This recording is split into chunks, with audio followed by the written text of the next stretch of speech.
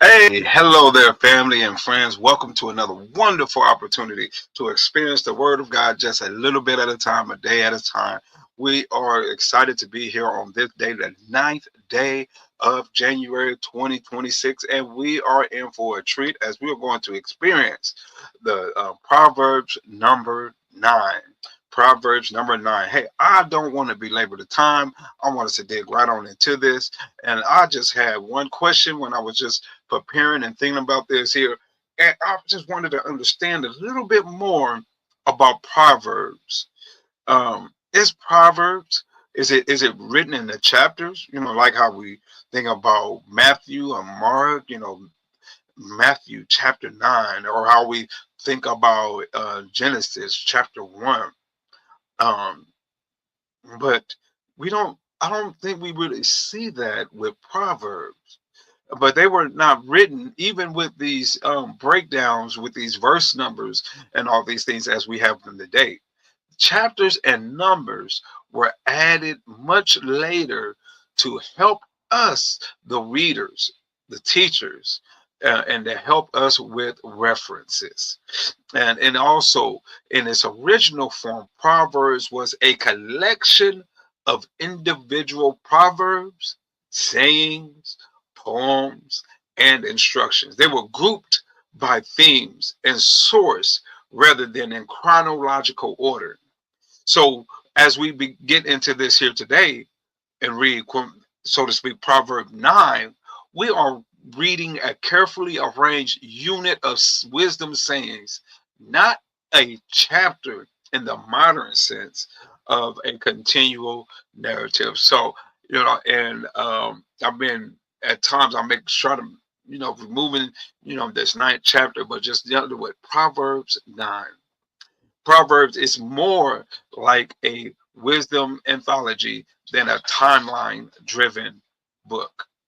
And so when we began to look at this, the original audience, they were young men in Israel, especially those people that was preparing for life. They was preparing for adulthood, they was preparing for leadership, and they were preparing for household responsibilities. They were students in the royal and in family instruction settings.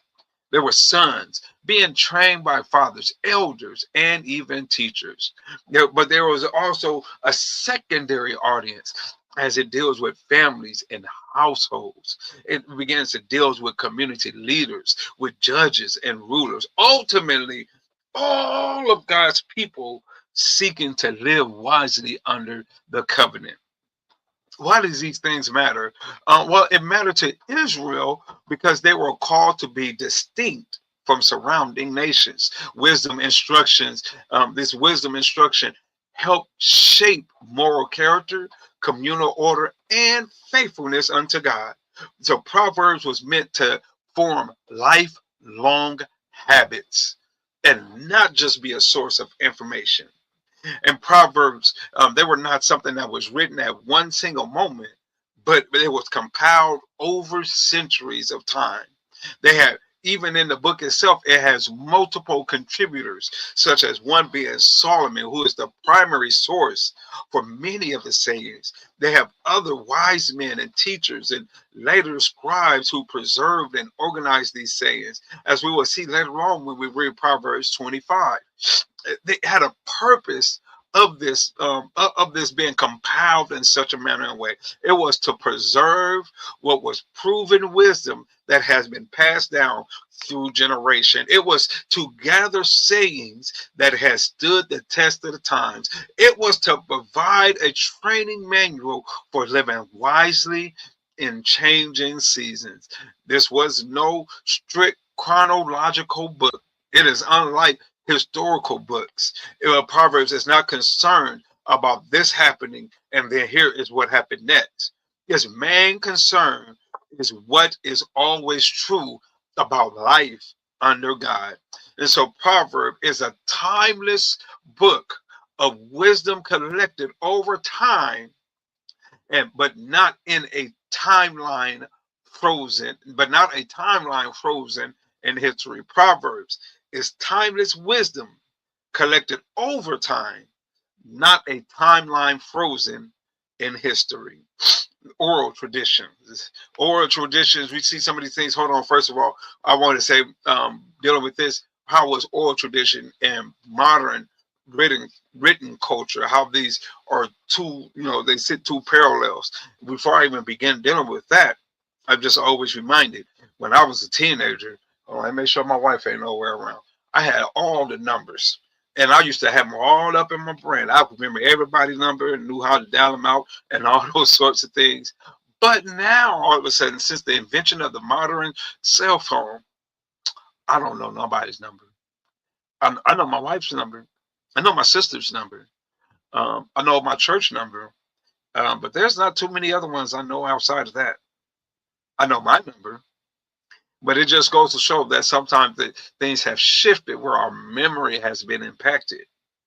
In the previous generations and the times of these of the book of Proverbs, there was no computer. There was no floppy disk, if you're old enough to remember that. There was no thumb drive. There was no cloud, no iCloud.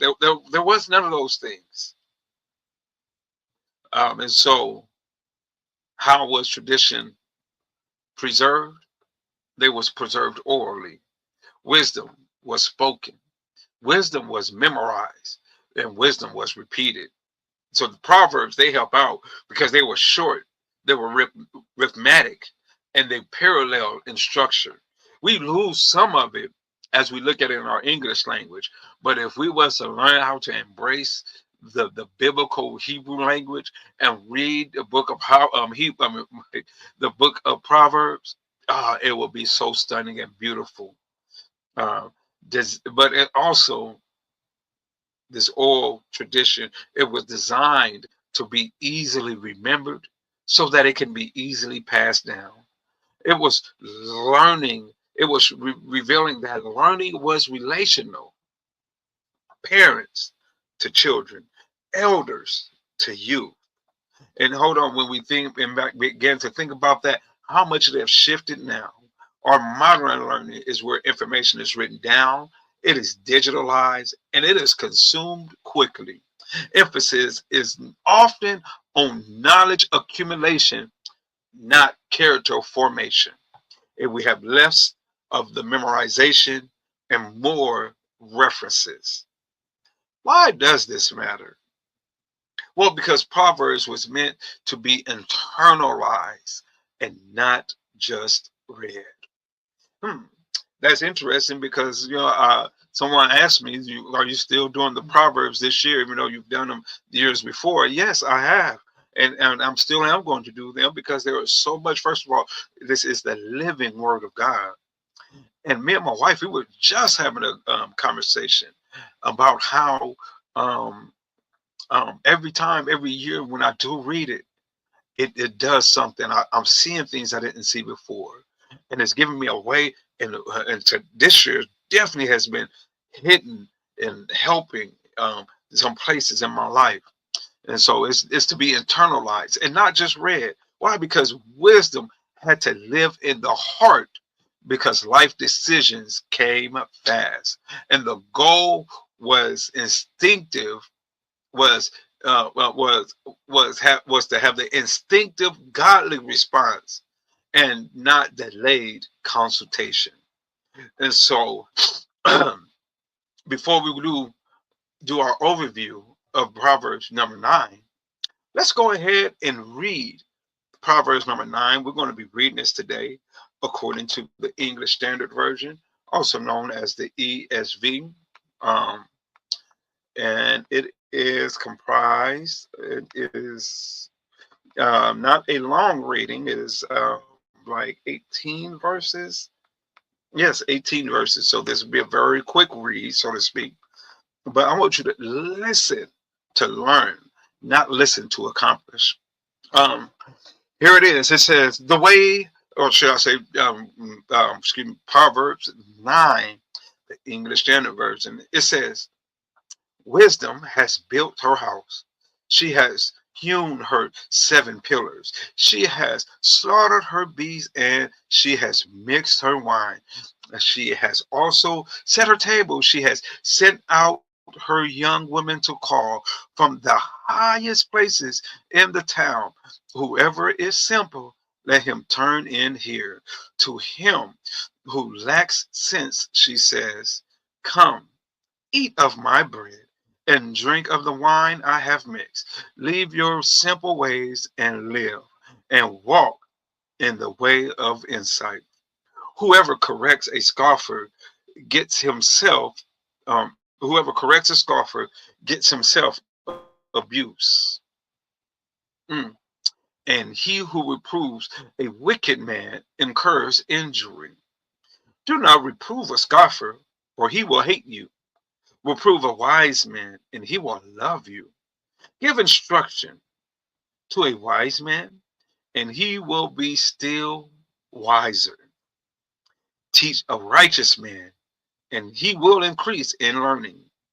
The fear of the Lord is the beginning of wisdom, and the knowledge of the Holy One is insight. For by me your days will be multiplied, and years will be added to your life. If you are wise for yourself.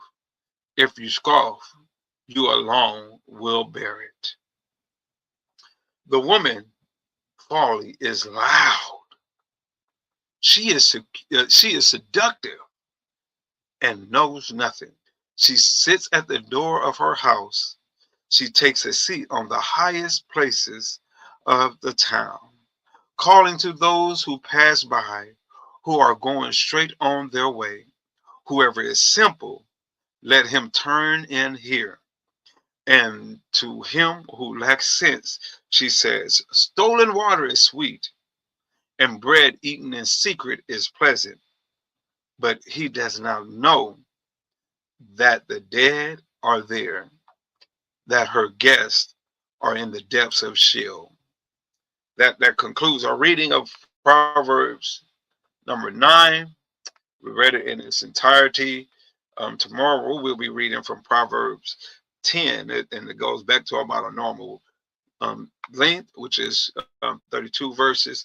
But before I do let you go, let's just look at these two things, because we have two invitations and one clear choice. And if I could say it like this, the big idea of Proverbs 9, it serves as the climactic conclusion to the opening section of Proverbs, chapter 1 through 9, or Proverbs 1 through 9. It presents a final contrast between wisdom and folly. Each is personified as a woman inviting people to her house. Here it is in structure. Excuse me. First of all, we see the wisdom's instruction in verses 1 through 6. Look, as we read through 1 through 6, we see how wisdom prepares a feast and invite the simple to gain understanding. It describes her house as one that is stable and well built. When we see this, it symbolizes security and life. Accepting wisdom requires us leaving foolishness behind. Right. And then in verses 7 through 12, we hear a warning about correction. The wise welcome corrections, fools reject it. The fear of the Lord is reaffirmed as the foundation of wisdom, and wisdom benefits the learner. Folly harms the rejecter. Finally, in the final verses 13 through 18, folly's counterfeit invitation. Folly imitates wisdom, but often stolen pleasures. Her invitation is loud, it is seductive, and it is deceptive. Her house leads to death, even though at first sight it seems appealing. And when we think about these things today, we still live between competing voices, wisdom and folly. Both promise fulfillment, but only one is able to deliver. Choices are not neutral. They shape not only our direction, but shape our destiny. And here's our key takeaway from Proverbs 9. Each day, we are responding to an invitation where wisdom leads to life, or the invitation where folly leads to wisdom.